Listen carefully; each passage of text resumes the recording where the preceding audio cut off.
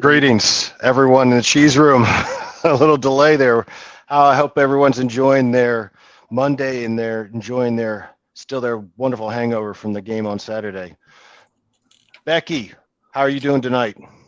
I'm good. I was under the impression I was hosting, Jack. Do you want to host or shall I do it?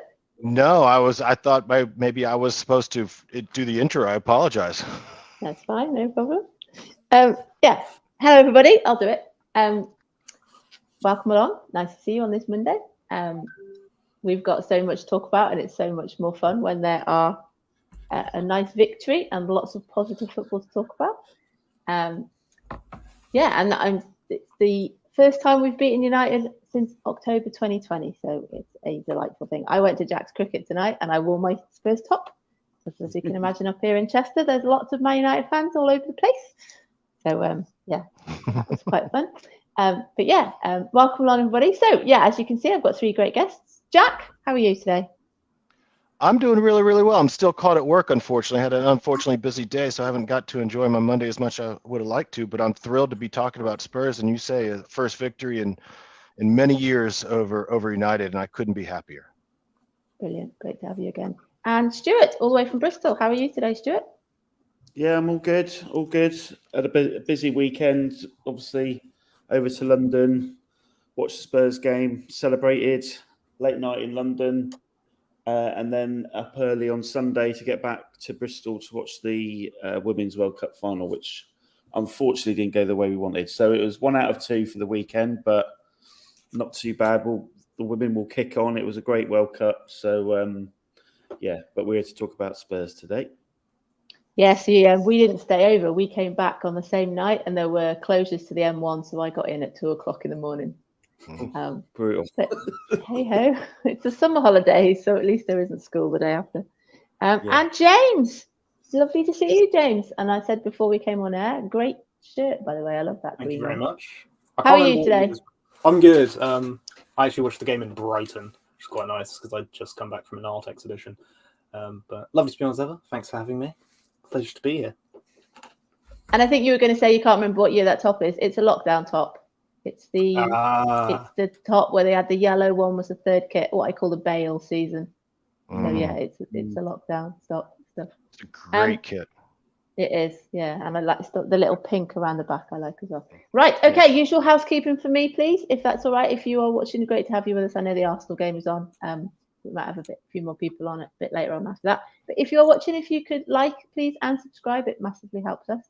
I've got Jack on the slides tonight, and I've got James on the comments. So they will try and put comments up, please. That reminds me, actually, I'll move to comments now so I can see them. It's been a while. I haven't hosted for a while. It takes a while to get back and used to it. Right. So, let's get to it. I think, like you said, we've got so much to talk about. We've talked over the summer about, what we thought we might get out of and change in play, I think, is what we were hoping for. And we've certainly got that. But before we come to run sheets and all those sort of things, I think we need to talk about all the things that happened before kickoff. There was the demonstration by the Supporters Trust outside the ground, which I must admit, I left Chester about 10ish, because obviously with the 5:30 kickoff, it's not as much of a rush for us. And we wandered past about 3:00, and there was, a fair amount of people there. I have to say, it was perfectly calm. It wasn't particularly antagonistic at all. I think they went about it the right way. And I think, anybody who has had to take on the increase in prices this year will notice that, I had people, friends of mine, who couldn't make the game Saturday for whatever reason, trying to put their tickets on the exchange, and they're £88. And it is ridiculous. And if you've got kids particularly, they don't seem to understand that, it's the next generation of supporters, because I bring Jack, and I'm fortunate enough that I can. I don't think that will be forever, but while I can, I do. But I appreciate that, before you even get into travel, and Stuart and I were just saying off air, Stuart travels from Bristol, I travel from Chester, and, people stay over, and it is expensive. And then you've got people saying, oh, well, they will always fill it, but they're losing the wrong sort of supporters, in my view, because it's the younger ones that aren't going to be coming because, you can maybe afford to do it yourself. But then when you bring in other family members, which is why I said last week at the Shakhtar game, it was so lovely to see so many families, but Spurs priced that game correctly. I think it was £40 for 2 adults and 2 children for Shakhtar. So they then do that, And then we have Man United when we've got £88 tickets. So anybody got any views on the tickets and the demonstration on Saturday? I'll quickly chime in because I was sort of there on the day. I caught the tail end of the protest because I was waiting for someone, so we were running behind on the day. So yeah, like you were saying, Becky, there was a good crowd there, and the tone of it was right, and I'm pretty sure the message got across. There was plenty of relevant, different sort of press people there who were picking it up and reporting about it. So hopefully between the fan base and some of the press coverage that it will filter through to the board, and hopefully the guys who are on the FAB will sort of go back in their next meeting, which I think is pretty soon, and just reiterate the point that, you know, there's no reasoning for it. If you can come out as a club and give out a detailed reasoning of that we're in dire straits and we need every penny we can get as a club, do it. Because unless you're doing that, the assumption is it's greed. So, you know, the club has got an opportunity to get the pricing balance right, and we absolutely do not, as far as I'm concerned, and as far as I'm aware from what information I've got access to, we don't need the money. We can't on one hand be the 9th richest revenue generating club in the world of any sports team, including NFL, and then claim that we have to raise our ticket prices because we've got to make ends meet. That doesn't sort of chime with me. So no, and I think I've seen somebody calculate that with all the increases, if they did that for the whole season, it would only raise 2 million anyway. So I think John in our group did something like that, didn't he? So yeah, if you compare if you compare that to 6 million that they take on food and drink per match day and that sort of thing, then it is greed. And it was interesting to see. I know there's been a lot of kind of traction on social media of other supporters trusts kind of retweeting it. And I saw a West Ham one yesterday, I saw Man City one earlier in the week, and you know, that sort of side of it as well. I think I saw Fulham as well. It's just greed. It is greed. The one thing that I've not seen, sorry Becky, just wanted to say the one thing I've not seen yet, which I think would be quite interesting, is some kind of sort of fan-led petition that goes around the global fan base just to get the whole fan base's view, whether everyone does it or not. A good chunk could provide their insight, and then that gets presented back into the board, because ultimately if the whole fan base, not just the UK-based fan base, is giving their view on it and it's pushing back, then you'd hope that the club would listen to it. But I've not seen something like that. I spoke to a few Northern Irish supporters that I know on Saturday, and they were saying that if you balance that with increase in airfare as well, and then fixtures and the where the fixtures get put and all of that, just sort of, they'll say, yeah, we'll do it. Maybe everything's getting more expensive. Yeah, we'll go every other month rather than try and get to one game a month. And it does kind of, you know, you have to kind of balance it out, don't you? And it's not good. It's not good. Right. Okay. Let's talk about more positive things then. Like I said, we still haven't got as far as the lineups. I think we do at this point need to talk about all the wonderful things that Spurs Song Sheet, Return of the Shelf, and THFC Flags have done behind the scenes with the club over the summer to improve the atmosphere at the stadium. Those of us that had match tickets were emailed on Friday to say there was going to be a TIFO. We've done TIFOs recently with the Harry Kane one, and we did the one at the Sporting Lisbon match in the Champions League. Somebody put yesterday, I think, to say that it costs £9,000 per TIFO. And they are fan-led, they're fan-paid. And we were emailed to say that we would hold them up and then we would sing Glory, Glory while we were holding them up as Sonny came out as captain for the first time. And it read, "Welcome to N17." So for those of us that were watching it at home, Jack, maybe you would like to talk about we won't talk about the kind of the trumpet side of it yet, but more just sort of the TIFO and how did that kind of come across on TV? I thought it was really, it looked great. I really enjoyed seeing what had been done, and the whole atmosphere from the very beginning. I could sense it was much better than anything I can remember from the last spring. It came through really well. I think the production crew did a good job of capturing the atmosphere in the stadium, and I really enjoyed it. I mean, from beginning to end, it was fantastic. I can't recall it being that great from a watch as a viewer. I can't remember it being that good. I guess you'd have to go back to the North London derby, that we won.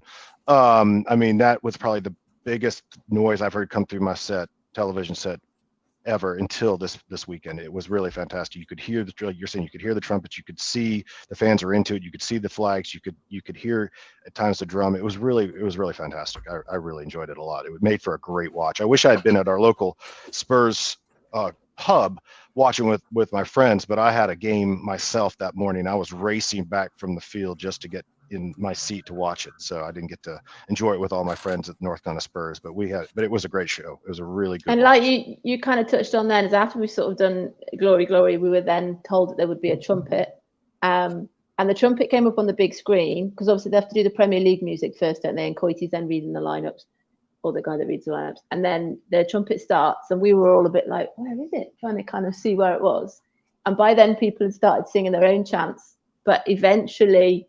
When the Spurs did kind of start to get going, and a few people I noticed, Steve Diver videoed it, I think, didn't he? And I've seen Chris Cowlin do one where they've like videoed the whole stadium, obviously apart from the United fans, singing "Oh When the Spurs" and kind of panning around that whole stadium. And I've said to a few people, it gave me goosebumps. Now we've had times where I can remember games where we've been winning and we've done a song that we've more or less all, and certainly in the South Stand, sang, and it's given me goosebumps. But to hear it throughout the entire ground, and I had people in West saying that they were singing it and over as far as North, and it was just, I think that's what, to be fair to the guys behind the scenes, have said that they wanted the start of kickoff to be more Spurs specific, because they've tried all the different songs and the different things to come out to, and they wanted something that was specific to Spurs. And although when you've got things like Can't Smile Without You, that's a little bit slower and it's quite low as well, is the trumpet really sort of helped. And what was great is the trumpet only needs to start, and then obviously everyone else carries on.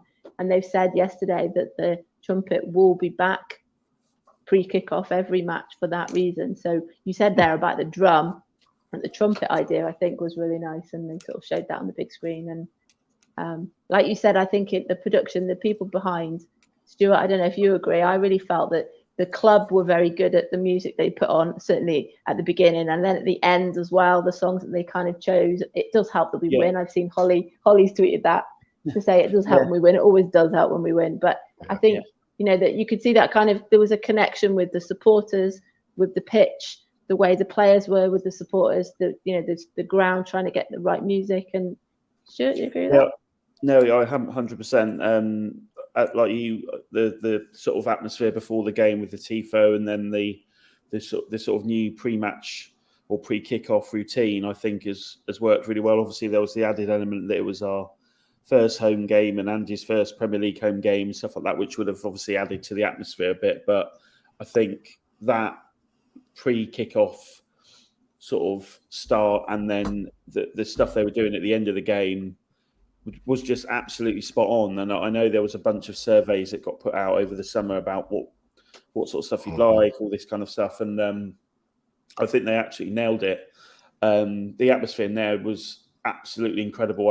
I've not felt the atmosphere like that since the 3-0 Arsenal win. So for a first home game of the season, to get that level of atmosphere, and especially after the game, like the place was absolutely rocking. It's been a while since I've actually sort of stayed in the stand for that long after. Well, that's what I was just going to say. If you compare that to the last game of the season, which was Bournemouth, wasn't it? When almost as soon as the final whistle went, most people did leave, and some had left before. And then the ground, they boomed, didn't it? They boomed the sound at the end up, didn't they, to kind of drown out any booing.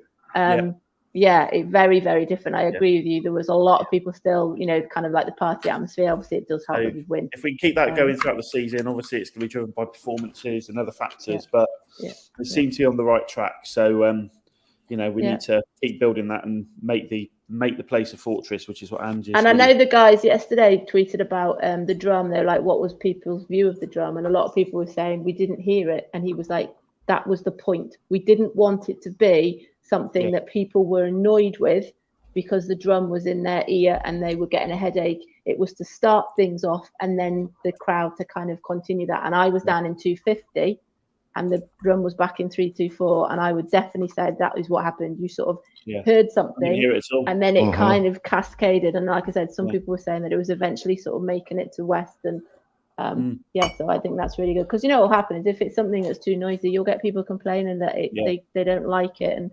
And so I think at the moment they've got this kind of perfect kind of mix and balance, and hopefully that kind of carries on. Yeah, that's great. Right, let's get on to lineups then. Jack, have you got a slide for the lineups, please? Okay. James, what did you make of the lineups? Yeah, I thought it was positive. I was really happy to see Sarr come in for Skipp. That was my major concern.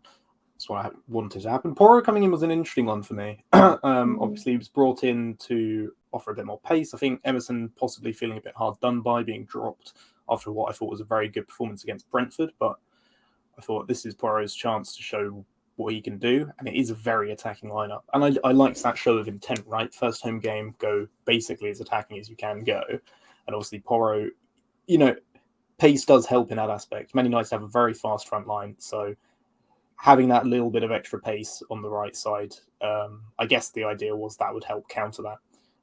But yeah, I was very happy with the lineup. Jack, you agree with that? Yeah, I was. As soon as I got off, my game ended, and I hobbled over to the sideline. I pulled out my phone to look at the lineup, and I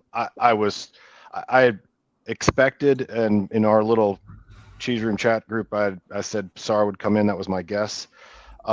Porro shocked me. I was astounded. If you had told me that both Emerson and Porro were going to get a start in the first two games, I probably would have reversed them in my mind, thinking that Brentford might sit a little deeper and might want more attacking, and with United we would be a little bit, more defensively minded. But I was surprised, a little bit worried, but just the bravery, I guess is the word we want to use, that it takes to call that, to put him in. And he from my vantage point, we'll talk about individual performances, but I thought he rewarded the decision to play him, because overall he was really good up and down the field. So I was surprised and in retrospect quite pleased that he got the start and played so well. But everything else I think it's kind of was not surprising. I was wondering if you'd do something different, maybe bring Son to the right and put in Perisic on the left, because we still aren't getting down to the inline and crossing it back the way I think we should be. But the fact that Kulu started didn't surprise me. Yeah, Stuart, do you agree with that? Yeah, sorry for Skipp. I sort of anticipated that one, but everyone, very similar to everyone else, I think. I wasn't necessarily sort of massively worried that Porro was coming out. It was just surprising, but just because of how well Real did in the first game. But as Jack said, we'll talk about the specific performances later. But Ange made the right calls again, and that's the great thing, that he's been brave with his decisions, and two, they're paying off. So that's a good double whammy for me. Yeah. I was the same, because I don't know if those of you who've seen on Twitter, Jack was selected to wave a flag before kickoff. Yep. I explained to my parents he was not a mascot. So my mum was like, "Oh, I'll watch." No, he's not a mascot. It's not a mascot. It's different. So I got the email more or less as soon as Kane was announced that he was going. So to kind of try to G up Jack. To be fair, on the drive down, you could tell he was getting more excited about it. He was asking, "Where will I go and what will I do?" and yada yada. So I had to drop them off at 4:30, and then they were like, it's really well organized. I have to say, there were wristbands, and the guy had like a briefing and everything. And those of you that follow me on Twitter will know that I did this 3 years ago in Wimbledon. Me and Jack went to Wimbledon. Jack wore his orange goalie top that day as well, and he got spotted on TV. And when we played Wolves last year at the home game, we got picked up by Premier League TV as part of their kind of intro. Jack's wearing his orange goalie top then as well. So I was like, Jack, while it still fits you, do you want to wear it again on Saturday? So we dropped him off, and then I said, they were like, go and watch it from 108. And I said, no, I'm going to go to the South Stand. I'm going to watch it from the South Stand. I'm going to film you and everything. So by the time I did that, and he loved it, and it was great. And I had so many people tweeting me saying, oh, we've spotted his orange, and we've seen him, we can see him waving. And he had loads of people high-fiving him. And the highlight for him, even though he's done the stadium tour, he's very lucky. He liked going past the VAR room, and he went past the changing rooms, but really enjoyed it. So anyway, by the time I then went back and picked him up and then got back into the South Stand again, held up a piece of paper, oh, lineups. Haven't even looked at the lineup. And I was exactly the same. I was like really surprised to see Porro playing when Emerson had done so well before and he'd scored. And like you said, but like I said on last week's show, when Son got subbed off as captain, I thought, brilliant. It's another indication of how brave Ange is to say, this is what's going to happen for this reason and this is why. And then when he came out afterwards and he said that he was doing it because he wanted to show that we'd only had 2 games in pre-season. He still wanted to see them. But like had happened with Sarr before when he was playing in the AC Milan game, he's not scared to drop them in really, really important matches. So, again, I'm really, really pleased with that.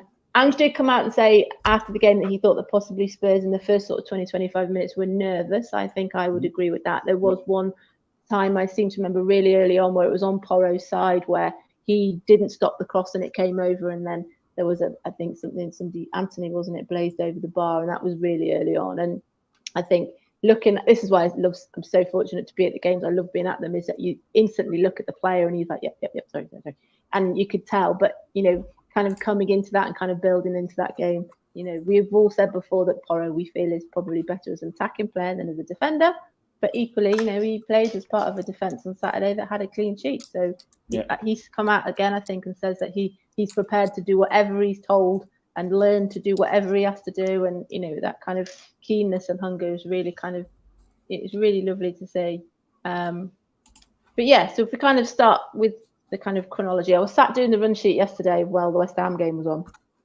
And, we have no replays in the ground. Stuart, I don't know if you agree with this. We have nothing. We have no replays at all. And no. Watching a lot of the things back, obviously, because it was such a late night on Saturday as well. I watched it on Saturday and watching kind of various bits back, and I always write like little notes and do the run sheet. There's actually quite a lot in. There was a lot. It's possibly what led to being such a good atmosphere, because there was lots of things to cheer and, interceptions made and saves made. And I said to Jack, I still remember now, at the City game when we won 1-0 last year when Kane scored, there was one time where it was over by North and Kane kicked it out for a throw in and he absolutely welled it and it nearly went in the top tier. And we were like, yeah! And it felt like that again Saturday, which is why a lot of us that were there had no voice. But anyway, so yeah, we kind of like move on. After the chance from Anthony, we sort of blazed over that there was Vicario made a very early kind of save, didn't he, with his knee, I think. He came out very well. Yeah, Jack, what do we think about Vicario's performance on Saturday? If it's not for Vicario, you're possibly down 2-0 at half. I know. Porro hits the bar, so could have been, you can count that in there. But 2 saves Vicario had were fantastic, and the one you're talking about on Rashford, knee, wrist, something, but he flashes out and gets something on it and prevents it from going in the net, because it's a little dip chip, a little chip that Rashford pulls off, and it's on frame, it's going in. It's a good save. He comes out, but he doesn't come out wildly. He doesn't clatter the guy. He just comes out, gets his position, makes his body big, and gets a save. And that really, I think, was a good sign that he was involved. And then is it Casemiro's header? I guess it is. Just watching, you don't get the replays obviously in the grounds, but NBC showed it probably 4 times, and just the athleticism that he uses to actually not just get a hand of it, but like just lift it, push it over the bar. That's a goal almost all the time. That's just a fantastic. Now, granted, you need your keeper to make that save. You get great goalkeepers because you need those saves. But on other days, we see those going in. So I thought he played exceptionally well. He was definitely more at ease from what I could tell, communicating better. The whole back line looked more assured. Again, there are always going to be some nervy moments. There are some turnovers, that sort of stuff. But in terms of Vicario's performance, I thought I hope that it at least gives his critics a little bit of pause to stay off his back for another game or two, to give him a chance, because he was getting killed in preseason, let alone after the Brentford game. And you cannot. Fans just don't have humility, in my opinion. They don't know what they don't know. You got to give people a chance. He may turn out to be a bust. I'm not saying he's going to be the keeper for the next decade, but you got to give people a chance. And I thought on Saturday he was quite good. I was really, really pleased. He's more vocal than Lloris. He's sort of, I know those of you that like seen from the Brentford penalty, he's quite he's got quite a lot of facial expressions, hasn't he? Got booked, didn't he, for kind of sort of slow the penalty, and you see he makes this kind of face. He's quite animated. I quite like that about him. You know, there's been lots of hugging and fist pumping and all that sort of stuff, but I think I agree with that. He's definitely kind of, the criticism that he came in at the Brentford game, I think, was far too quick, far too early. Like we said, we've had a strange pre-season. He was. I was really impressed. Like we said about the different saves that he's made, but I think his playing out with his feet was better this week. Mm-hmm. His kicking longer was better this week. Mm-hmm. I don't remember him kicking it out this week. I remember him doing that at the Brentford game. So I really hope we'll agree. Yeah. And then almost sort of after the first chance, Rashford had a header from Fernandes that he headed over, and Jack turned to me and went, "That was a Rabona. Fernandes hit a Rabona." I was like, "Yeah, Jack, whatever." He headed it over, didn't he? I didn't notice that in the game, but when I saw it on Match of the Day, I was like, "That's absolutely ridiculous." Yeah. It was ridiculous. That's undefendable. I'm sorry. that is undefendable. That was a fantastic. I mean, I just couldn't believe he did it. Yeah. Yeah. You have to have a certain kind of confidence, don't you? Like Lamella-esque for that. Yeah. And then on the 20 minutes, again, we were sort of said that we were going to do a song for Delhi. We did start one. It did kind of get drowned out with drums and claps, and I think Spurs started attacking, and it often happens. But then after that, I noticed people tweeting that he was there and he was in Dier's box. So that was really lovely, because obviously he's been through quite a bit. I don't know if I digress, but I don't know if anybody noticed yesterday that Vertonghen had liked to post about Pochettino doing badly in the Chelsea game, and Vertonghen had liked that as well. So, I've seen that. I've seen that, but yeah, Vertonghen's a great follow. He's hysterical. Yeah, I love it. I love it when ex-Spurs players sort of still have that kind of affinity with us. It's great. Yeah. And then move on to the first chance that we had, which was lovely to see that it was Kulusevski. So he had like a low shot sort of save, didn't he? Some nice interplay, Son and Sarr. And then, fairly easy save. It wasn't particularly like what we used to do. Always cuts inside, doesn't it, and curls it kind of, but it was more of a low shot. What did you make of Kulusevski, Stuart, and his kind of? Unfortunately, I think he was better in this game. Well, he improved a lot against Brentford in the second half a bit, but then again, I think he's in a similar situation. I think a lot of it's confidence, and I think a lot of it is it's just the front three altogether. I think not just Kulu. So they just need to have a bit of time to gel as a trio, and I think once they start getting proper assists and goals and stuff like that, I think the confidence will grow, and I think the performances will improve. But I think it's just whether Ange will have the patience if they're not. Well, we're winning. I don't think it'll be a problem, but I think there might become a point where he might go, "Okay, actually, I might start Perisic or I might start Solomon and mix things up." But he's still a young guy. I mean, this is the thing. I don't know what's happened to him. I think he's obviously had an injury. Like he was carrying an injury last season, and it just seems to me he's a player that is not the confident Decky that was there that first sort of phase of his career where he was just doing whatever he wanted and he was just attacking players and taking people on. Whereas now he does it, but he doesn't do it with everything he's got. It's almost a bit half-hearted that he can't. Almost like he doesn't believe he's going to get past the player.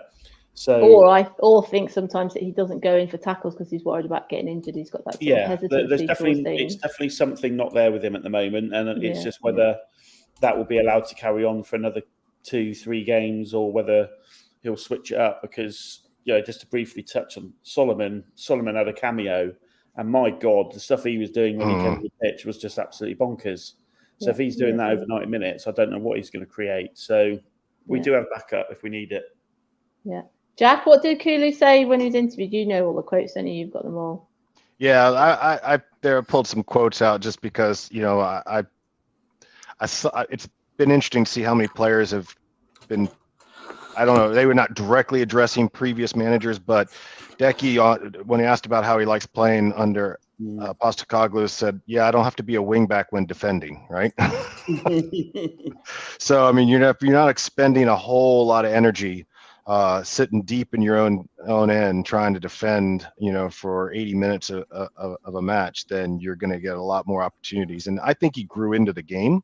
His second half was, well, the whole team's second half was better than the first half, so that's not to say, but still, I thought that he was getting much more involved. He's still having the problem with, you're right, even when he gets inside and lets it fly, he's not either accurate on his shots or his crosses. That like you were saying, he's not hitting the ball with the authority and the pace and the accuracy that he was at his peak. And so the question is, at some point, you say, okay, was that the outlier, or what you're seeing now the outlier? And that's really the big question: is who's the real Kulu? And I agree with you that he doesn't have. There's a lot of people who can play in that spot. I know James thinks he should probably be moving inside and playing along the 8, and maybe he'll get that shot if there are any injuries that come in. But right now he's got competition, because I agree with you. Solomon, in his very brief cameo, looked very bright and a completely different player. So I noticed in training videos that the club released, there was one where they were running a drill that Decky was being asked to continuously cross on his right foot. He was being sent that ball to the far post with his right over and over and over again. And that's where the goal came from, was driving to the end line and getting it back.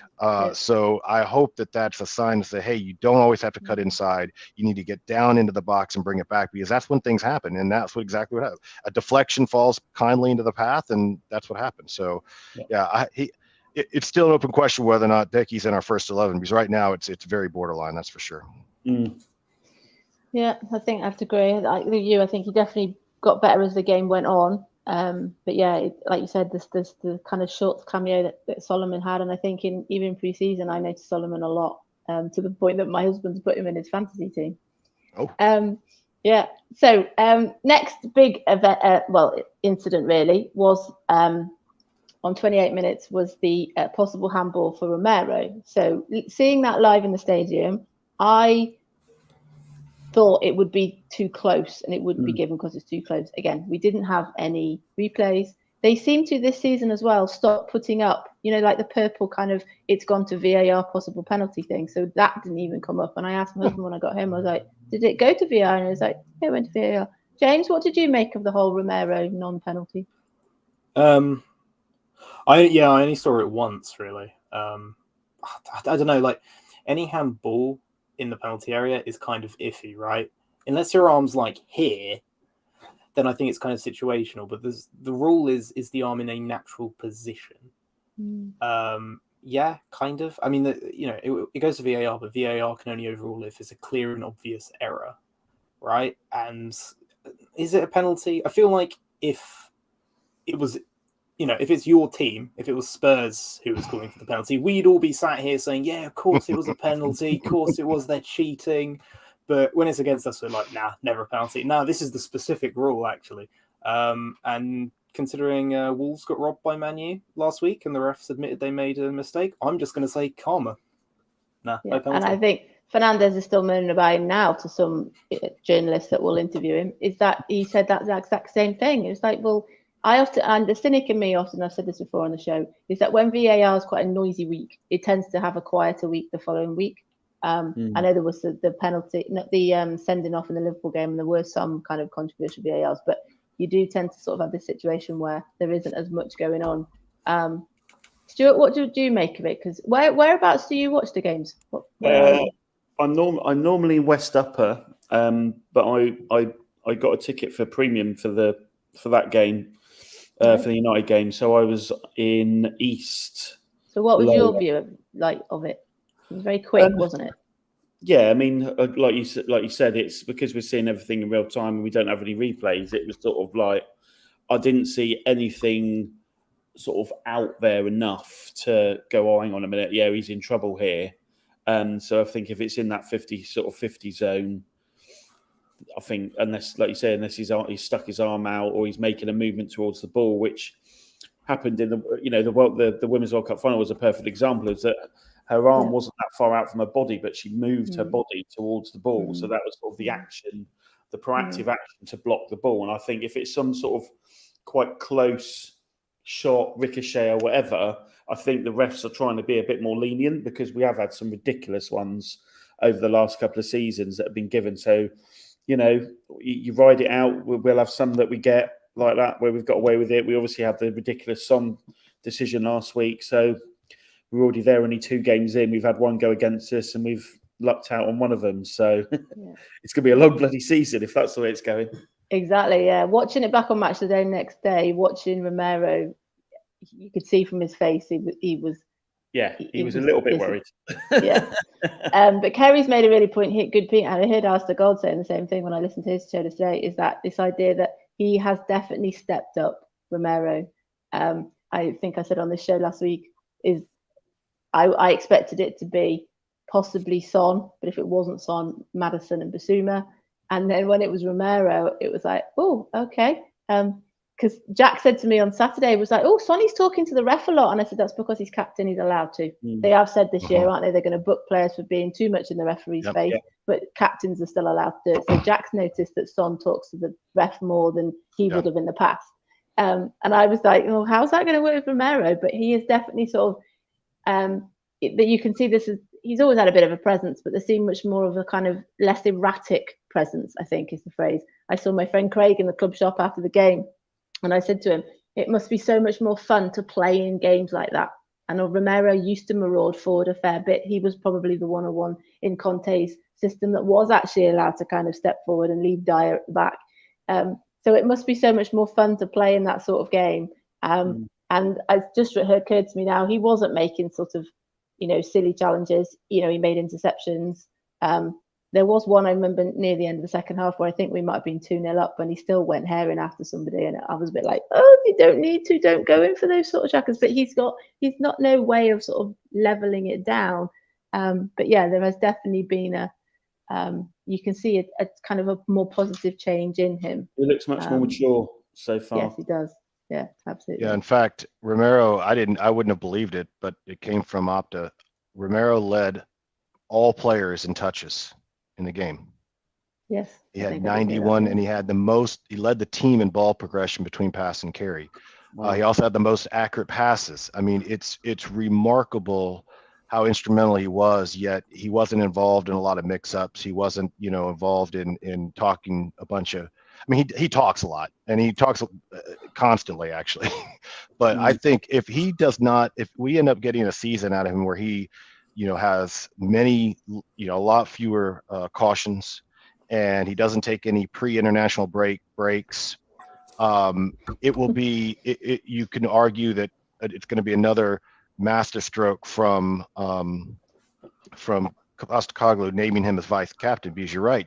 Some people rise to the occasion. They realize they now have a leadership role, and and the rest of the team is looking to them and how they behave and what they do. And if he comes and gets a mature attitude on the pitch without losing his edge, you've got potentially a world-class center back, and that would be fantastic. CB partnerships are all about the partnership, aren't they? It's about 2 players that complement each other, which is why Toby and Vertonghen work so well when we have those 2, because they just work so well off each other. When I do think that now Van der Ven is there, I think he is that sort of calming presence around Romero. And I think because last season there was so much chaos going on around the club anyway, the back line was switching out all the time. It was just, there was just so much chaos going on. And I think if you've got someone who is quite an emotional person, which Romero is, and then you're getting more and more agitated about what's going on, that's going to flare up. And I think that was where it got to, where I think at times he just didn't care. He was just doing what he wanted. And if he got sent off, he got sent off. If he committed a foul, he committed a foul. I think he just lost the plot a bit. Whereas now I think because he's obviously been given that responsibility to be vice captain, and he's got this new partner who seems to be a really calm presence, I think, and obviously having Ange there as well, I think all of this stuff is now leading to that sort of more professional, more calm Romero. So if he calms the temperament down and then still has all the attributes that he's got, he's like Jack said, he's going to be an absolutely fantastic centre back. And I think I don't know if my stats are wrong, but VDV and Romero didn't commit a foul in that game, and I don't think VDV committed a foul in the Brentford game. He did not commit a foul in the Brentford game. I didn't have that for this game. That's ridiculous. That's I can't amazing, believe isn't that. it? Isn't it? To That's think the brilliant. amount of time he's been here, that is crazy, isn't it? That is so good. But then if they've done all this sort of a data analysis on these players behind the scenes, then he's just sort of showing what he has got. It's just I still think, we sort of see that thing about players being Prem ready and all of that sort of thing. I remember when Bergwijn came, I've mentioned Bergwijn quite a lot because he did quite well in the league that he came from, and then he came to us and didn't quite, you could argue that was the same with Ndombele. But I think while you were talking then, Stuart, I was thinking about Romero, and I'm thinking, is it also because the midfield is just better? Because a lot of the times when he used to go lunging in last year, I'm not going to necessarily pile it all on Hojbjerg, but say Hojbjerg, for example, lost the ball, he's then having to go and make that last-ditch tackle because he's quicker than Dier. Yeah, and is that possibly what's happening? Yeah, and now because we've got three midfielders that aren't doing that, and they're further up the pitch, so it's not a last-ditch kind of thing on the edge of the area. I know. It's just I think that the next thing I've written in here is that we then had a chance where Maddison picked up the ball on the edge of our box and basically just ran the length of the pitch, passed it to kind of Doggy, and Sarr, and then he had like a low shot. And I saw a stat somewhere yesterday to say that I know he didn't play that many games last season, but when he did play, and then obviously he played the whole game against AC Milan, but when he played last season, he only had one touch in the box, or maybe one shot in the box. I might get that wrong. He had 5 just in Saturday's match alone, Sarr. So doesn't that show the difference in kind of where we are positionally and I mean, you're 100% correct. You're spot. I mean, it's a great pick out of that stat. I didn't hear that, but it doesn't surprise me in the same way that we were a few inches from our right back scoring consecutive games, and they're different right backs. It's amazing what happens when you put professional footballers around the box, in and around the box. I mean, it was 75 minutes into the game. There were 20 touches inside of Man United's box to their 5. It just things happen when you have the ball, and one of them is the other team doesn't score when you have the ball. I mean, it just is a huge difference, and I think it's kind of like Sonny. Sonny was we were talking about this before, Becky, and talking about the system. And he says, I don't know about for the defenders, but for the attackers, it's a lot easier than running 70 meters behind. As an attacker, when you play in their half, pressing, winning the ball, the distance is shorter to goal than when you're in your own box. I mean, that's a quote from the captain. And in my opinion, it's a direct. I mean, he said some things. I'm cutting something out there where he was saying, I'll play in any system, I'll work hard, but. And then he goes into this basically, support of the current system and by implication and indictment on the football that this club has played the last few years. I think touching on that, I think the way that Conte had Son set up in that old system contributed to the injury that he was carrying, and I think Son realises that and is probably quite pissed off about it, because if you're a 31-year-old and you're doing that amount of work up and down the pitch, it's going to play in the amount of games. It's going to do you in. So, just watching James doing his Vidal Sassoon down there in the corner, trying to sort his hair up.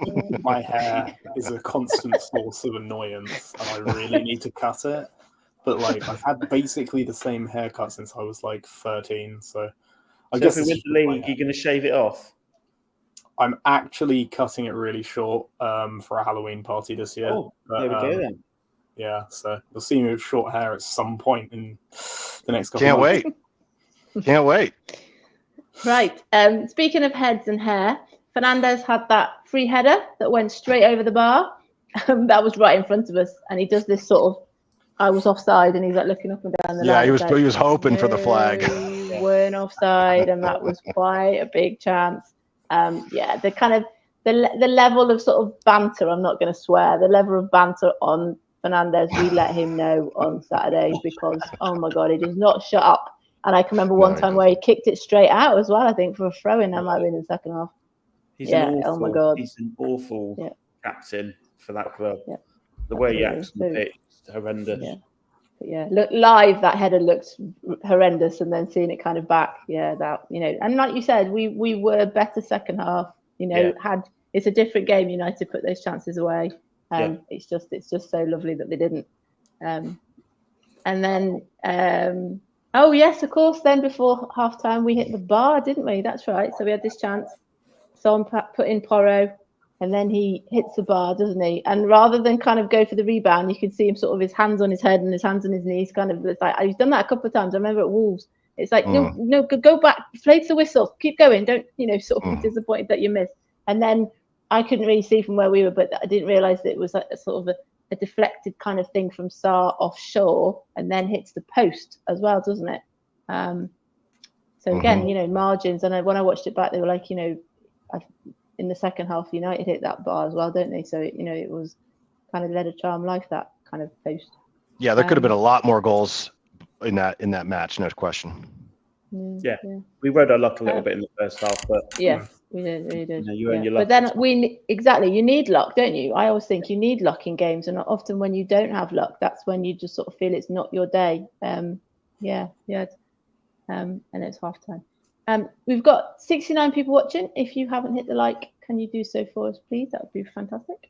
And then almost straight after the second half, and I do know people who did not see the goal. I was not one of them. I was not drinking. I saw the goal. I was not in the bar. Like we said, we talked briefly there. Udogie puts Kulu in, and then Kulu crosses. It is slightly deflected. And then Sarr, and they pulled it out really well, didn't they, on Match of the Day, on how this is a change, that he was sort of, marauding forward, and they didn't track him, and then he sticks a leg out and it goes. And the atmosphere, we've talked briefly, we haven't really said much about the atmosphere. The atmosphere throughout the game was just continual and phenomenal. The drum would start things, songs would start. It was just continual. It wasn't this sort of lull. It just was relentless. And Sarr celebrated in the corner, jumped into the crowd, kicked the flag over. And then I was very lucky to kind of quickly video the celebration because it was in front of me. And then you can see Romero going back to his kind of whacking everyone around the head thing. But yeah, it felt like almost every player except the goalkeeper came over to Sarr. He was absolutely delighted to get his first goal for Tottenham. He even turned to the east and celebrated with the east, which is often you don't see. They tend to celebrate our end of the south. And that was fantastic. Yeah. He that goal came about not from Kulusevski's tenaciousness, but Sarr, his off the ball run. He ran from the halfway line to get into the box, and he got a little bit of good fortune with Martinez's beautiful assist. But those are the kind of runs that you want to see from your central midfielders, right? You make that run 5 or 6 times a game, okay. 5 of those times you get nothing, but the one time you do get it, that's what's remembered. And if we have midfielders that are willing to do that, you're going to see a lot of goal contributions from our midfield, especially Sarr. I thought really, classic midfielders goal that. And I'm happy he got his first goal, and just what a performance from him. What a player, like people saying there's shades of Torre about him, but I don't know. I think he's got a higher ceiling. I think he is that good. Ooh. Yeah, he is. I agree, and it's the type of goal that you would have seen a peak Dele Alli score coming late run in the box, just knowing where the ball might wind up and put it right there. And I think I was, for me, he was definitely a candidate for man of the match. Yes. I thought he was fantastic. I mean, his work defensively and snuffing out fires was fantastic. He moves very, very quickly. I think a lot of us and I know on this show has talked about him in the past. Every time you saw him, he never looked nervous. He never looked like he was the moment was too big for him. He's always come in and looked very calm and self-assured on the ball, culminating in that great performance in that terrible game, but great performance for him against Milan. I mean, he is very good, and I think it goes to this comment. I mean, I think it's going to be hard to just place him in the short term, I think, from the lineup, just because of how well he played. I know he came out, I assume it was a fitness issue, because I don't think he picked up a knock. But we're very deep at midfield. You were saying that, I think Becky and Stuart earlier, it'll make life on the center backs a lot easier. One, you have 3 of them, and also you have very mobile and self-assured fit people on the ball. No, you can give them the ball. You don't have to worry about them turning it over and bringing it back to you, because they will retain possession. And sorry, I don't have his individual stats. I was looking for him, but I couldn't find him. I don't think he lost possession, but I can't be certain of that. So yeah, it was a fantastic performance, and I'm really happy for him that he got a goal, because he seems to be like everyone's younger brother type, role on the team. He seems very popular. Which is what Sonny's come out and said, didn't he? That he said he reminds him of Sonny when Sonny started. He's very smiley. Oh, really? He gets on with everybody. He goes around and makes sure that everybody is having a great time. The TV picked up, didn't he? Him winding up with Richarlison on the bench when he got subbed. And Sarr retweeted that as well. So the camaraderie and the sort of team spirit is massive. It's really, really positive. You can tell that from all of the players. Whether that's an Ange thing or whether it's, somebody behind the scenes has said that, if they're positive, we're positive. Obviously, again, it's results dependent as well. But, I think that sort of idea of it. Someone put in the chat about Maddison. We'll talk about Maddison a bit later on, but he went around every single player before kickoff and gave them a hug. And he's only been here really 2 games, hasn't he? I know he's been here summer, but, for people who haven't been around the club, somebody else put in the comments about they've got no baggage.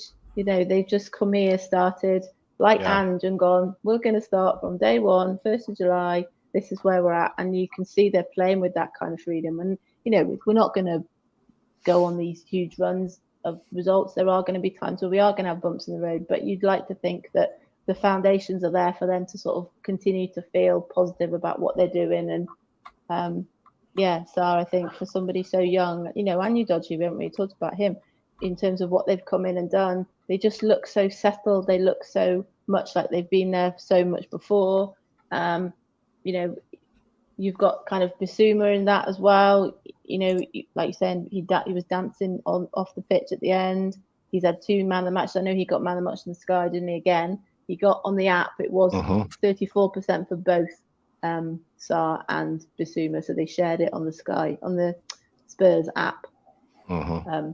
So yeah, it's just you're just thinking it's like Bissouma's like a new signing. Hopefully, when Bentancur comes back, that will feel like a new signing. It's just it's really refreshing. I can't imagine what our midfield is going to be like when we've got Bentancur in the mix as well. It's we've got some good options in midfield right now.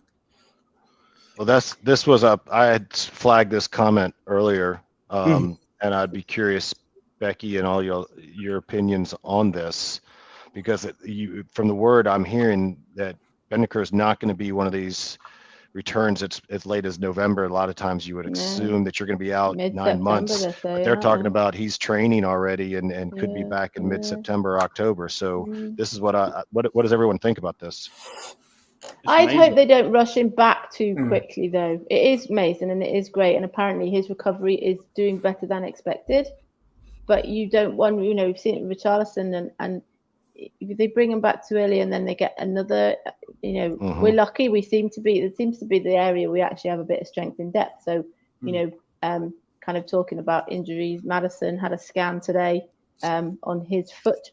A few people noticed in the Vic zone that he walked out with a protective boot and crutches, but I remember Bissouma did that in one of the pre-season friendlies, didn't he? And that turned out to be all right. But if Maddison's injured, there's talk that obviously Lo Celso would be the person that would step in, and we're fortunate. We seem to have a bit of strength in depth, so I would hope that they won't rush Bentancur back. Stuart, what do you think about if it Lo Celso, if it be with Maddison? I think that would be the more obvious choice, wouldn't it? I think that will be the natural choice, because he does play a very similar type of role to what Maddison's been doing, and I think we've seen from pre-season that Lo Celso's able to carry the ball, distribute the ball really well. He's very good at sort of getting stuck into people as well and trying to break up play when we don't have the ball. So I think we're in a good position where touch wood, it's not going to be a long. If he is injured, he might not be. It might literally just be okay. But if he is going to have to be out for some games, and we do have options. So you could even sort of maybe use Skipp a bit deeper, and then put Sarr and Bissouma as the sort of more front-line midfielders. Bissouma can certainly do a Maddison type role if we ask him to. I think someone suggested as well you could potentially move. I think it was Isaiah actually, Jack. You could move Kulusevski more central and play that sort of Maddison role if you wanted to, and then stick Solomon or someone out on the wing. So I do think we have options, and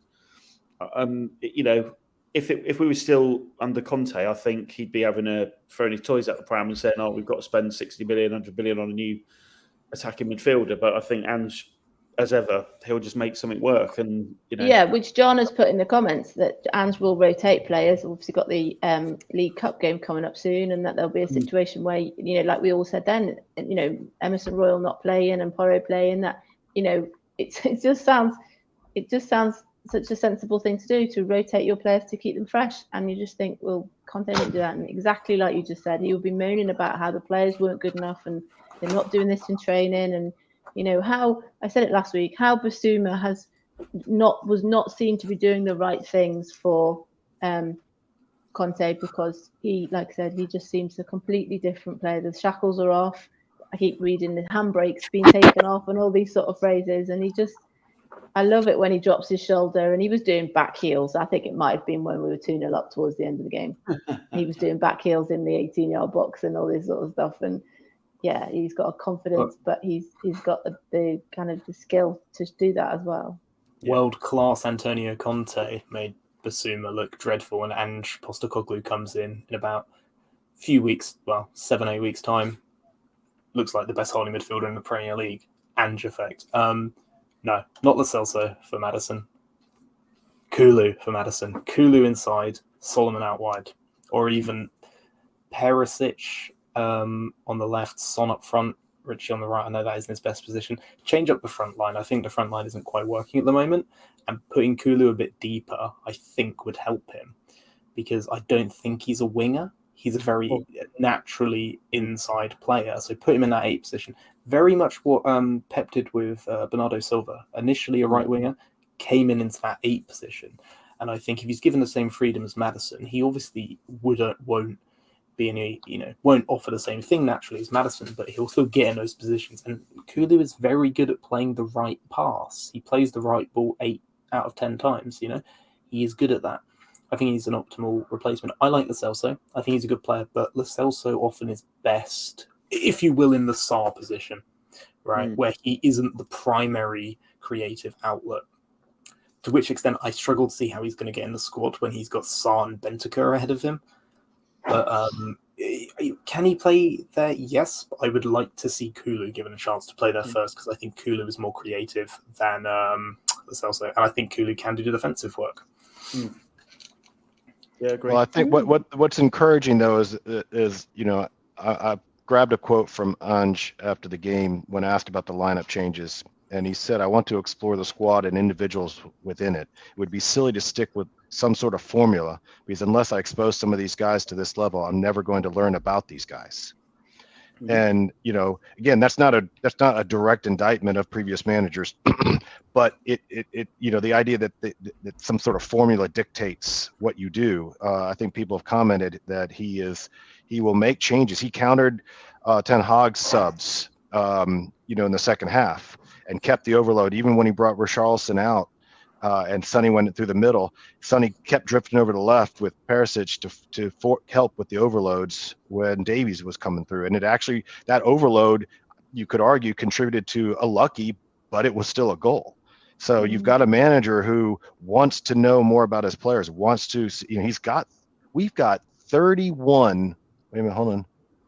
I don't have it here. I think it's 31 players over 21 and 20 foreign players. So he's got plenty of choices. We got too many. We can talk about, if there's time about who we can get anyone out. I think it's going to go down to the last 48 hours before we get all these people out, because everyone in the world knows we got to get rid of players. I mean, we can't register all the players we got, but at least we got someone who's willing to play these people and give them a shot. And I suspect that Lo Celso will come in this weekend. That's what I expect. Whether he should or not, I don't know, but I think he will.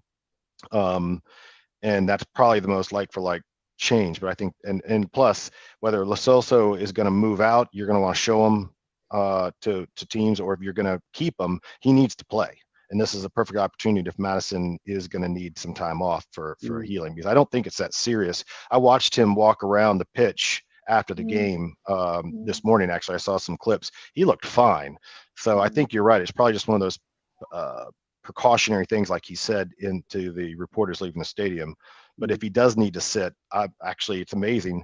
I'm not freaked out about it, No. because we actually have depth Yeah. and a system that I think can compensate for the fact that you're missing a key player like Maddison. I think also that just listening to both of you talking there is the flexibility that Andrew's prepared to have. That the flexibility Conte just didn't have. He just seemed so rigid in it, and you got the sense that, like you said, if this person breaks, that the whole thing's gone. Whereas here it's, we've got this person, and I completely get all those different people that can play in all those different positions, which is why it doesn't feel as worrying if Maddison is injured. Obviously, we don't want him to be, but you think, well, there could be. We will come to it later on because we've still got a few incidents in the match to talk about. But there are still positions where we are a little bit thin, and I think we'll come to that a little bit about who we might be getting in for them. But yeah, so I've written up here that we've talked briefly about this already. We've got Anthony's curling shot that hit the post, and then we had the shoulder barge thing on Romero, which, watching it back, like any sort of forward attacking player would do, he kind of waits for the person to kind of shoulder barge into him. But equally, I've seen those given as well. Watching it live, it was more about the block that came in on Maddison, which is, apparently that's where he's got injured, because he stayed down for quite a long time. And I've watched it like in slow motion, and it does look quite a kind of heavy kind of impact. But again, there's no indication of whether it went to VAR in the stadium.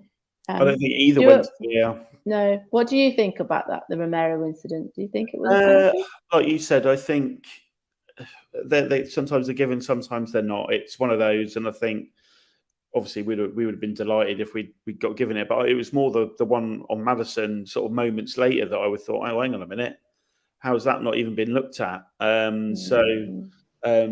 Yeah, I think they did get away with one there, and I think that sort of evens out their potential, handball call from earlier in the game. So, But like you said, if you compare that to Sonny's from last week, where he seemed like he barely touched him, there was a lot more of a kind of impact here, wasn't there? James, what did you make of the Romero penalty thing? Do you think it was a penalty? No. No, definitely not. That's all I have to say on it, really. Fair enough. A lot of people are directed to the point. I know, rarity with me. Yeah. What else have I got written down here? Hold on. Yeah, there was a block shot from Son afterwards. Not particularly. We were all shouting shoot for ages, and then when he kind of did, it got blocked. And then, the changes, which we've kind of intimated. So on the 70th minute, Perisic came on for Richarlison, and Davis came on for Udogie. As you said, Son went up front. I did sort of turn to the people around me and go, oh, Richarlison's kind of trudging off. He's not clapping the crowd. Bearing in mind, we keep sort of mentioning the atmosphere. The atmosphere was continual. There was lots of sort of turning to the crowd and sort of doing this sort of thing. Richarlison does his usual kind of trudging off, and he's come out to say it today and said, it wasn't at the being substituted. It was the fact that I didn't score and I was disappointed. And I just think there's little things like that. He's right. Yeah. He's a South American. He's an emotional guy, and he wants to score. He wants to do well. He knows how much pressure's on him, because every day everyone's saying on Twitter or wherever, even in our chat, everyone's saying Rishi's not good enough. Rishi's not good enough. He does, just get someone else. And it's, I do think people just need to realise that Rishi isn't going to go anywhere. Yeah, there could end up being someone that might come in who might challenge him for a spot. But I think Ange is trying to put a bit of trust in him, and I think it's 2 games in a system that he's never played before, and in a time when he's always been either the man who's coming on as a sub or who's coming back from injury. He's never had a proper run in the team, and I think he just needs a bit of time. The whole front three needs a bit of time. And I think he just got pissed off that, again, things didn't fall his way, because he didn't really have a sniff. It wasn't even the fact that he missed chances. No, and he says that, doesn't he? He says he didn't have the ball. People weren't passing it to him, is what he kind of said, I think, when he's come out and said it today. And, and I think that's a challenge that Son and Kulu have got to deal with. They've got to try and be better at getting the ball into the box, Yeah, I mean, Richie was better. There was a number of occasions where he was involved in the build-up. He came in, he held it up, he passed out wide, he kept the play moving. He was much more involved. he had the fewest number of touches anyone on the squad. No big surprise there. He had, I think he had 28. But what's interesting is that's still more than both Garnacho and Mount. And I want to actually just personally just bear with me. I want to come back to the midfield for United in just a second, and particularly Mason Mount. But he was better. I mean, the one, if you remember the shot that Anthony had off the bar, was a really nice take. He was really quick with his feet and hit his left and just inches away from tying it up 1-1. That came from Romero finding Richie around the circle and Richie failing to hold it up, and it came right back down our throat. So because he tried to buy the call. He tried to go down to the turf and get the call. Didn't get the call, and the ball came right down, and it's inches away from a goal. That's the type of thing that he just can't do. He's got to win that or foul him and don't let the ball come right down there, because that was a very dangerous situation. But overall, he was better. And there were a couple occasions where he was really not more than maybe a yard off the space for a rebound, where he's just a little bit to the side or a little bit forward of it, where the ball comes back off of somebody and he's almost there for just a tap in. I feel like, to your point, if he gets more games, he's going to get some of those goals. And you know how strikers are, all they need is that it could ricochet off his butt into the goal. It doesn't matter how it goes in, but sometimes it just needs that feeling, because he says he's scoring in training. And it's working in training. It just hasn't come off in the matches. So again, I'm going to take a little deviation. I just want to mention the £60 million transferred Mason Mount. Had 26 touches, completed 14 passes, both of which are less than United goalkeeper. Onana had more touches and more completed passes than their £60 million transfer from Chelsea. There's a reason why Chelsea was happy to let an academy-grown player move on out to a competitor. I mean, I'm not saying he's a bad player. He's not. He's a brilliant, one of the top 1% footballers in the world, right? But wow, I literally, when he was subbed off, I looked at Isaiah and said, I forgot he was playing. Yeah, I mean, I literally had forgotten he was playing for Man United. And that's someone with bright, like, white hair as well. So he is quite exactly the same. 172 million pounds in the United midfield.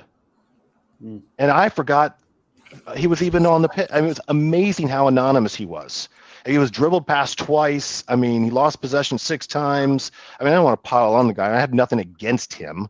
It's just I can't believe how anonymous he was in that game. It was remarkable. Well, Sarr and Bissouma dominated him. They were taking turns and taking him out of the game quite a lot. It was just fantastic. Maddison hugged him at the end of the game, and they got it on the big screen. And you could tell Maddison was sort of giving it to him in his ear. Mason Mount is just Harry Winks with a slightly better face. That's what he is. He's terrible. How Chelsea got so much money for him? Like, whoever's making the financial decisions in regards to transfers at Man United, like, I've got a top centre back for you to sign, Eric Dier. For you, my friends, 70 million. Hey, we've got a midfielder who can solve their Mason Mount problem. His name is Tanguy, and a cool 30 mils all it will cost. Apparently, Forest were after him as well. He didn't want to go there either. And Ndombele? Yeah. He doesn't want to go anywhere. But then, he's not. if you notice, he's on. Yeah, Dier doesn't want to either. Apparently, they want to. I don't know who it wants to, but they want to send him to Fulham. He's saying now, I don't think this might be rumor. He wants to just see out his contract, and you're like, loves the club, okay?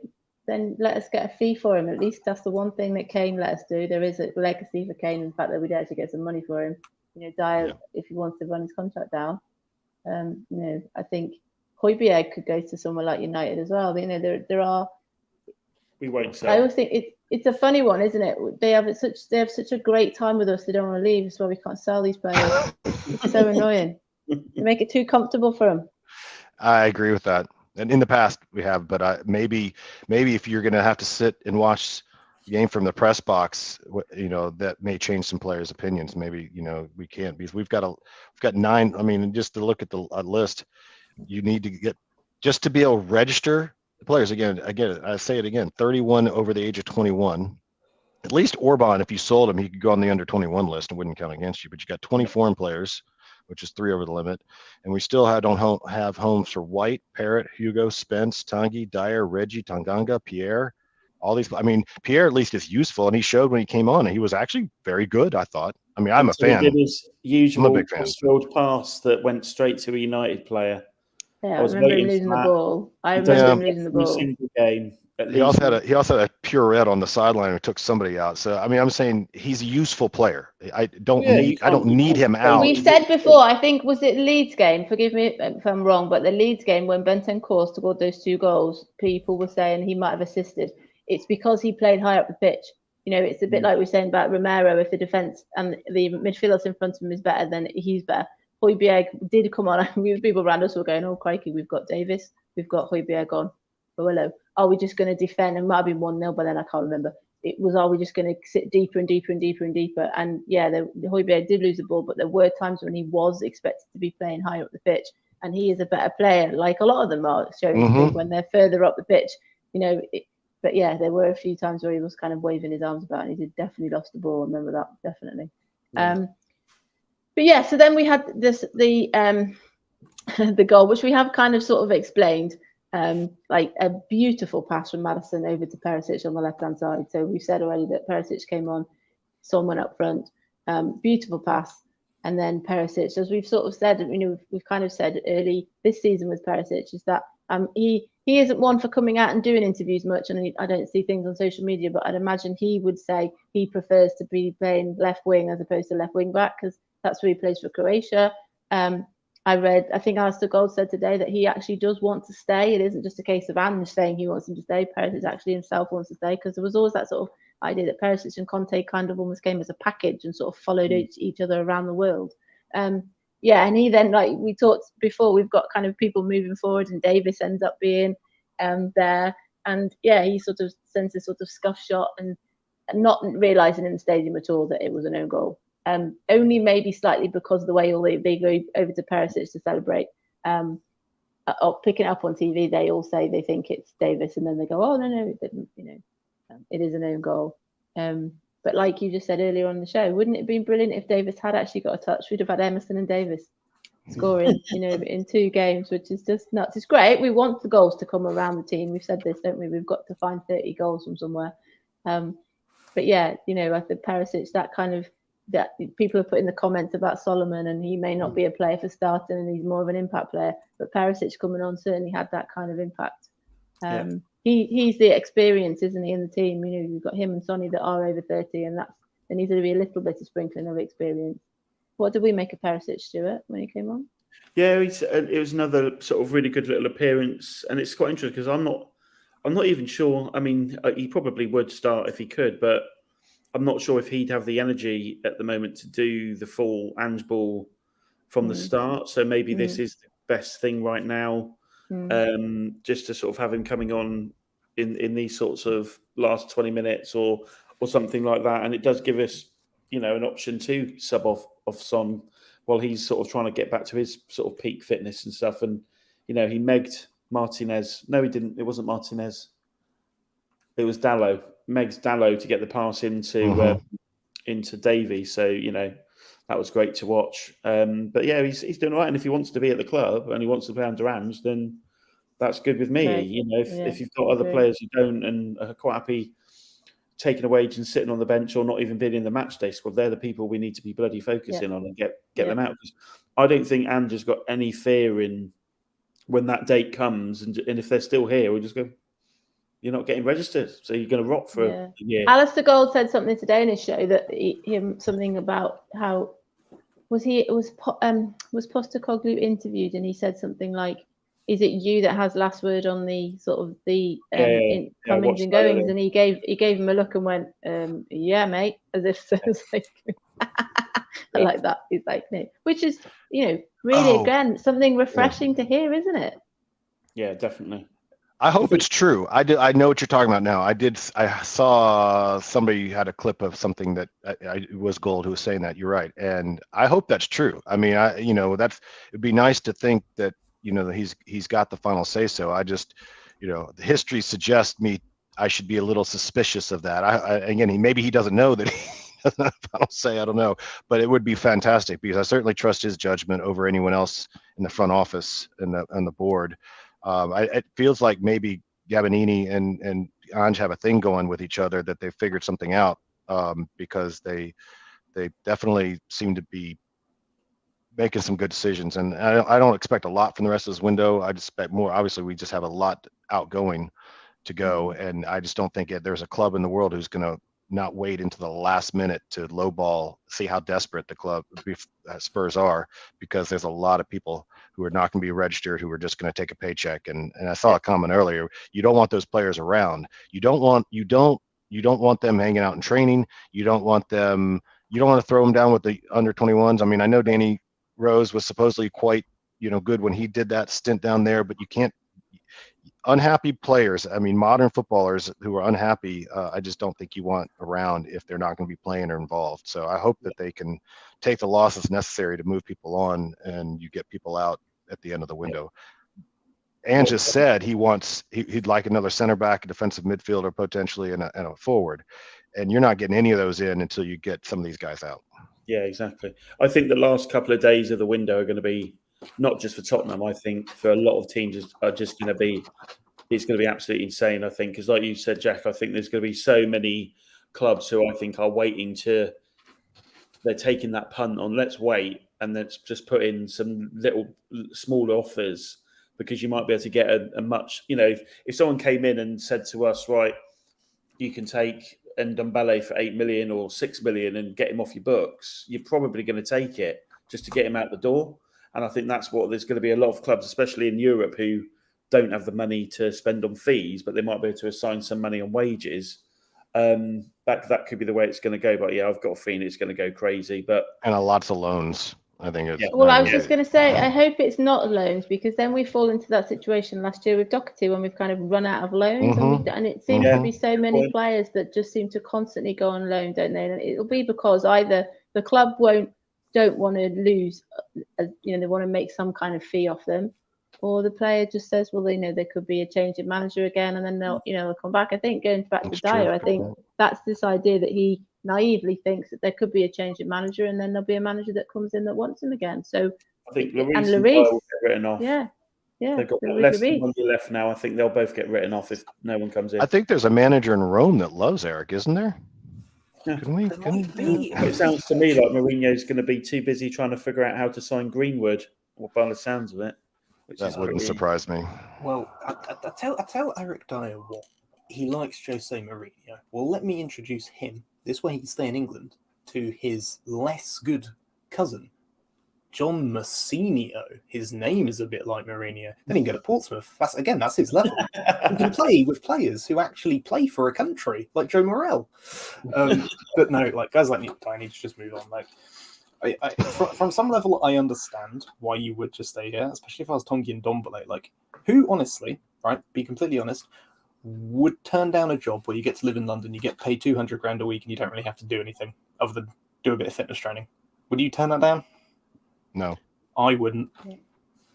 Yeah, I get it. I heard somebody say on Saturday that that's the reason why Lloris turned down. I know he wants to play first choice, but I think that's quite tricky to do. But his family are in London. They're settled in London. His wife's very settled in London. They don't want to leave London. I digress. But Harry Kane had his fourth child today. Had a little boy. Okay. Has the family moved over there yet, or are they still in London? The first thing I said to one of my friends was like, "Oh, is the family still in Harry Kane's box up in the east, or are they not there?" They like we intimated before. They're comfortable. They like staying here, and like you said, it's London, and it's actually hard. It's not necessarily just the board trouble getting them out. The players don't want to actually go either. The players don't want to go. That's a big issue, isn't it? You can't force them out, unfortunately, if they're on the contract. But you can not register. I am out. You can just cut them a check, I guess, theoretically. We talked about that in a previous show. What has to happen for a contract to be bought out? And but I think if you're willing to pay it out, you can say, here you go, have a nice life. It doesn't. I mean, it's one thing if a player is going to cancel the contract because they want to move and they're willing to forego wages, but that's not the situation with any of these players. So it's going to cost some money, and the best thing you're going to do, unfortunately, is probably get, all right, we'll pick up 50% of this salary, and there will be no loan fee if you'll just take them, please. And there might be a few of those, unfortunately. Yeah. Maybe that's what the 50 million's being kept in the bank for, to pay off all these tickets. Yeah, Because that could be what we need. Just blank check them all. One thing I did in my run sheet earlier today is I wrote down all the ages of the people. I know we have kind of mentioned this a little bit today, but I'll read them out anyway. Vicario is 26, Porro is 23, Romero is 25, Van der Ven is 22, Udoji is 20, Bissouma is 26, Sarr is 20, Maddison is 26, Kulusevski is 23. I've got Son in red because he's 31. Richie's 26, Royal is 24, then you've got Skipp. He's 23 on the 16th of September. Bentancur's 26. And then kind of more fringe players. You've got Perisic is 34. Hojbjerg is 28. I always think Hojbjerg looks older than that, if nothing else. Davis is 30. And Dier is 29. So, yeah, and you said there about the amount of over 21 players that we still have. And I haven't included people like Troy Parrott and Alfie White, all those kind of other players. Dane Scarlett, those sort of players. So the matches that we've kind of got coming up, we'll talk about ins and outs. We sort of said a little bit then. We've got Bournemouth away on Saturday, 12:30, and then we've got Fulham away on Tuesday in the League Cup, and then we've got Burnley away on the Saturday, the 2nd of September. Then the international break, which will be a funny one this year. Watching Kane not flinching that he's going to get injured every time he touches the ball. Then we've got Sheffield United at home, Arsenal away, and then Liverpool home. What do we make of the next sort of few fixtures, James? Sort of the Bournemouth, the Fulham, Burnley. I think they're all games that are pretty favourable to us, right? Like, I think we should ultimately be winning all three of those games. I think the hardest I think we had two very difficult games to start the season off with. Brentford are a very good side, especially at home, and tactically they set up in a way to counter us. And obviously we just blitzed past Man United in 45 minutes. Next few games, Bournemouth, Fulham. Like I think they should be easier games for us, right? If Maddison's out, that makes things a little bit trickier because our options in that position are arguably, Kulusevski or Giovanni Lo Celso, who I don't think are anywhere near as good midfielders as Maddison. I think Maddison is one of the best creative players in the league, right? Like, he's behind De Bruyne and a couple others, but I think he is genuinely that good. But yeah, I think we should realistically be winning these games. I'm just kind of excited to watch Spurs again. I haven't felt this feeling in so long. I just want to watch these games because I know we're going to play entertaining football. We might concede a couple of goals. We might have a few nervy spells, but I think we'll win these games, even if the score's 4-3. I think we'll win all these games quite not easily, but convincingly.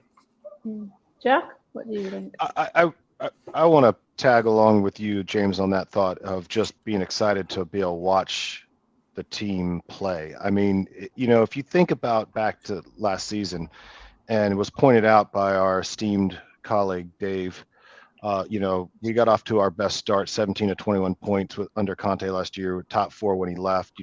We were just a few points off of first for the first part of the season, but every single game, it felt like it was on a razor's edge. And in other words, you were just waiting for the other shoe to drop. You're waiting for something to go wrong. You're waiting for the team to concede. You're waiting for, and right now my feeling is watching play and even against Bournemouth is to say, you know what, we're probably going to concede and we may lose, but I'm enjoying watching. And I'm not expecting, I didn't come into this season. I said this in the summer, I think, and maybe even before we hired a manager in the show. It's like, we might finish 8th again. But if we play better and the fans are behind the process, behind the manager, behind the players, that sometimes can be the stepping stone to what you want to do the following season. So, I'm with you. I'm just excited about being able to watch. You should be expecting to get a result, if not 3 points away to Bournemouth. They're not a bad side at all, but you should look to win that game. Fulham, when I saw that come out, I was like, ugh, of all the fixtures, I mean, we kind of got hosed on that, but they're not looking very bright right now. So this may be a good time to catch Fulham. and play in Very front of the light fans squad. paying the highest ticket prices in the Premier League. And then Burnley, I don't know what to, I have no idea what to expect with Burnley. Going to Burnley has never been a pleasurable experience in the past, but this is a totally different club. So I really don't know what to expect there. But you would, to James' point, you would expect all three of those to be games that you should win. But if we don't, I won't be surprised, and I know that I'll be entertained watching. So I'll live with that for this transition from the old to the new. I'm okay with it. Yeah, do you agree with that? Sure. Yeah, I think having watched sort of most of the highlights of games so far in the season, I think Bournemouth, Fulham, and Burnley, I think are going to be. You can't automatically say, "Oh, yeah, we're going to win" because it's the Premier League. You never know what the hell's going to happen. But I think Bournemouth, when you look at their midfield and their defence, and you look at the way we're attacking teams at the moment, they're nowhere near as strong as the teams like Brentford and stuff like that. So we should, it's all about, for us, it's the amount of shots on goal, because ultimately if you get a ton of shots on goal, you're going to score goals. So I think if we keep maintaining that volume of attempts on goal, I think we'll generally succeed. It's just hopefully we had a great clean sheet against Man United. So if we can keep maintaining that sort of stability in the defence, which is something we've been bloody desperate for 4 odd years now, even though we've had 2 of the best defensive managers in the world, apparently. So yeah, I think those games, to Jack's point, I think Burnley are a very, very different team under Company. I think they'll be much more open. They're not going to be sitting back and then lumping it forward to a Chris Wood and stuff like that anymore, playing off set pieces. They will come out and attack a bit. And then Fulham, I think their squad is being decimated by injury and sales. So I don't even know what real team they're going to put out at the moment unless they make some very quick signings. So, yeah, I think there's a good opportunity to get a nice little run going. And then, obviously, Arsenal away. I've watched them again tonight. Didn't see much of the second half, but I watched the first half. They're a very different team right now. They're very meandering on the ball. There's not a lot of intent there. Liverpool, their midfield is totally new. So I think there's opportunities in both those games as well. I think if we can get to the end of September with 3 wins out of those first 3 and then 2 draws out of the Arsenal and the Liverpool game, I'll be a very, very happy man. Yeah, I agree with what you're saying there. That they're all, certainly up to the international break, they're all perfectly winnable games. But Burnley, yeah, even before they went down and then came back up again, it's a really tough place to go. And because they got beat, didn't they, by City on the first game of the season, and they didn't play this weekend because they were due to play Luton at home. So again, people don't know really how things are going. I agree with what you said about Sheffield United. They are all over the place, aren't they? I know I've got some friends that are Sheffield United fans are saying that they're just not the side that they were when they came up. So they're already kind of feeling quite worried. And yeah, Bournemouth, I think we had Bentancur, didn't we, score those goals in the last minute. But interesting what you said there about, at the end of games, we had 9 minutes of injury time on Saturday. And yes, we were 2-0 up, but it was just so calm, and we aren't kind of hanging on at the end of games. And we said last week at Brentford, we were the team that finished the stronger, and it was a shame we didn't go on and win. And that, again, it's relentless. And, I've seen loads of stats all over the weekend. I think Match the Day picked it up about how many more passes has taken place with Ange than the previous managers, and it's all sort of starting to come together. In terms of kind of income, as we talked briefly there about players that we would like to see kind of move on, we said about Lloris and Dier and Hojbjerg, and the Celso seems to get mentioned almost daily that he's going, he's not. Reguilon, Sessegnon and Hill, I know they're both injured, but in terms of players coming in, do we have any kind of ideas of who's coming in? Alistair Gold was saying today that he thinks, and he repeated what Anne said, he thinks it will be 1 defender, 1 midfielder and 1 attacker. James, do we agree with that being possible? Well, it seems as if we're moving for 2 attackers potentially, because obviously we have an interest in Orban, but who I think would be a tremendous signing. But it also looks as if we're going to make a move for Brennan Johnson, which is interesting to me. I rate Brennan Johnson because I'm Welsh. So it's obligatory. But no, Brennan Johnson is very good. Will it be very expensive for the kind of, circa 40, 30 million? Yeah, Yeah, we thought it would be 30 million tends to be the sort of ceiling price, doesn't it, for players we buy? Yeah, well, that's the figure that Forest have been throwing around. The fact that it looks like we're still going to try and get a deal done indicates we're maybe willing to pay a little bit more, or we think we can get Forest down a bit. Maybe there's some bizarre clause in Serge Aurier's contract there. Who knows? Anyway, I really rate Brennan Johnson. I haven't seen much in the centre-back department. That's kind of gone quiet. Or the midfield department. I imagine the midfield department is quite dependent on, Hojbjerg perhaps moving on, and Dombele moving on, those sorts of guys moving on, especially Hojbjerg, I think. But yeah, in the forward department, which is where I'm mostly concerned, right? You're looking at Auburn. That's gone a tad quiet. And then all of a sudden there's news coming out that we're looking at Brennan Johnson, who I think is a good player.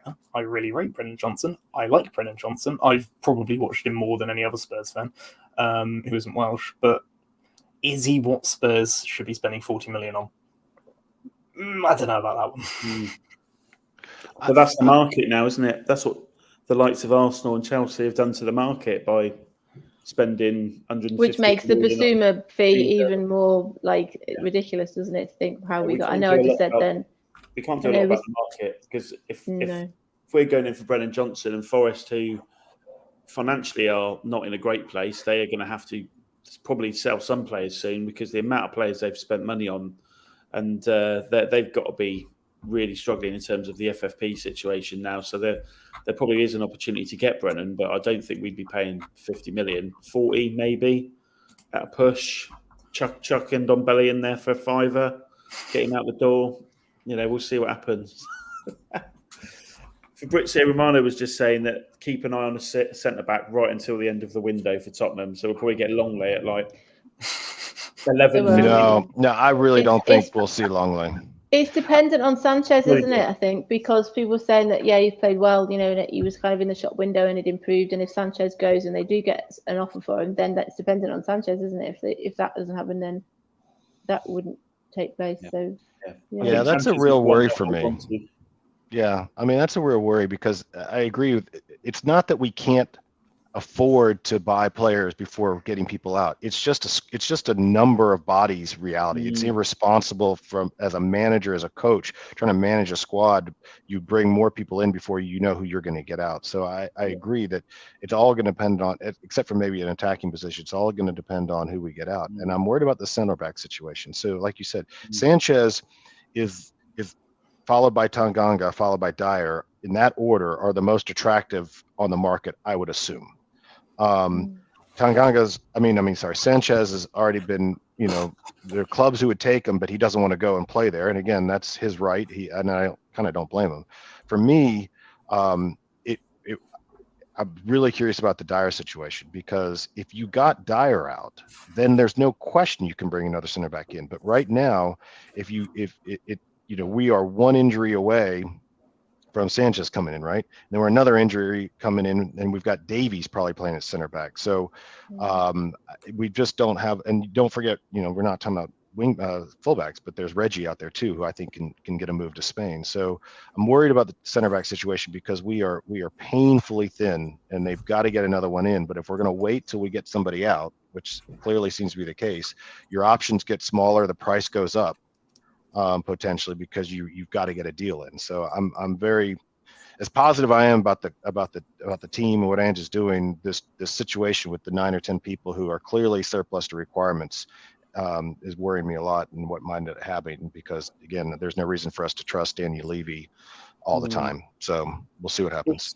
It's going to be interesting to see. Obviously, we've got very, very little insight into what's actually happening inside the club. You've got to wonder whether there's some kind of deadline that the club has set themselves to flog some of these players before just going, right, let's start negotiating contract buyouts, because you can't leave that stuff till really, really late in the window, because if you do have people waiting to move to come in, you're leaving it too late to get those deals done. So if it was me, I'd be like, right, okay, we'll give it till the week before the end of the window, which is pretty bloody imminent. And then if nothing's done, start negotiating, getting these people bought out, get the lawyers in, and then start sorting out the incomings that you want. Because I just think it's going to go absolutely insane. I think it's going to be absolutely bonkers in the club for the next 2 weeks now because, like we've been saying all evening, there's just so many people that we need to ship out, and there's no good scenario now. You're either going to keep hold of most of them, and then you can't register most of them. You're going to spend a load of money that you don't want to spend buying them out, or you're going to loan them, and then you're in the same situation where you've got limited loans, or you've got the same problem in January or next summer. So this is the culmination of 5 years of horrendous squad management by the board, and they can't. And we said, didn't we, that we knew there were a lot of loan players coming back. So it's not like they didn't know that the loan players weren't returning, because we said that they were all coming back. We had 11 players come back from loan this summer. It's incredible. Yeah, well, put that back up on. I'm going to put that back up. You had that up, James. So, I mean, I'm okay. The first two, obviously, I think we're comfortable with, but there's not a ton of experience with Van de Ven. We've seen him play 2 matches in the Premier League, so I'm not ready to declare him clearly the solution to the problem that has been our left back, although early signs are good.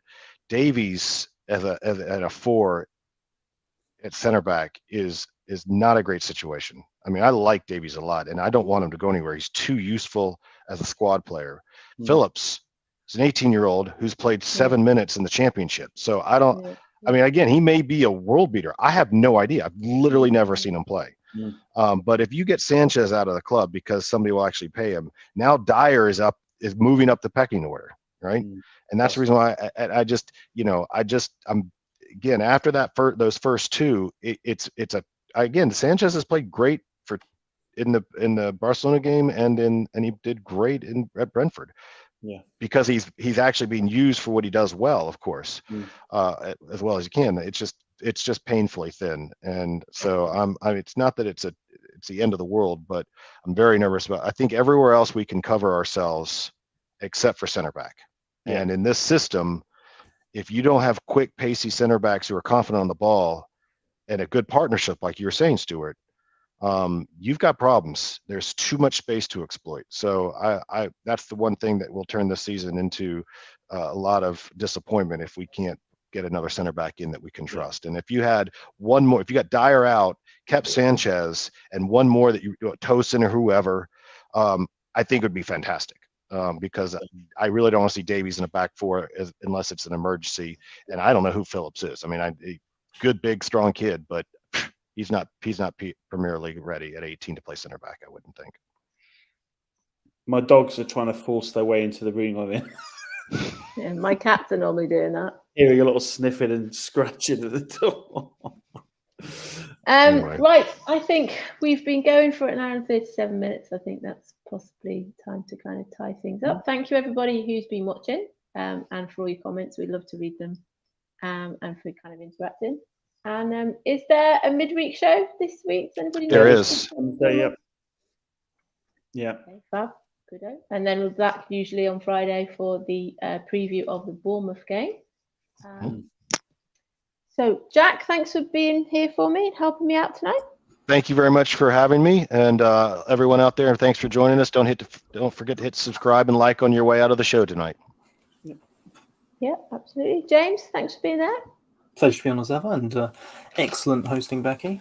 I will say, nice to have a positive message to talk about for once, and it's been very enjoyable. Continue. Absolutely, yeah. Thanks, Stuart, for being on again.